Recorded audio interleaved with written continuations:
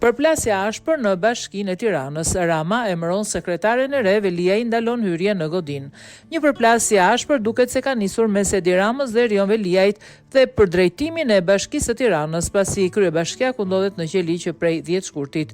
Ashtu siç u raportua më herët përmes një shkrese që mbante datën 18 mars, Erion Veliaj kishte firmosur nga qelia e paraburgimit të Durrësit vendimin për largimin nga detyra të kryebashkiakes në detyrë të besuar së Ramës, Anuela Ristanit, dhe emërimin në vend të saj të besuarës së tij Sara Goxhaj.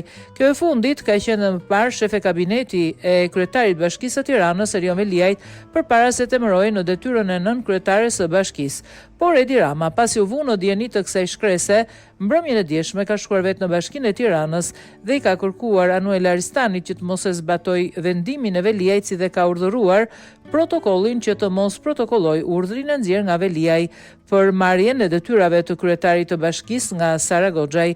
Jo vetëm kaq, por Edi Rama i ka kërkuar Anuela Ristanit që të firmos edhe shkarkimin e Alban Dokushit nga posti i sekretarit përgjithshëm të bashkisë dhe në këtë vend të emëroj Jonida Alilin. Por mediat raportojnë se Veliaj nga Burgu ka urdhëruar policin bashkiake që të mos i lejoj Halilajt hyrje në godinën e bashkisë. Puna në këtë institucion është paralizuar me punojësit që nuk dinë cilat urdhra të zbatojnë, ato të kryebashkiakut nga Burgu apo të kryeministrit.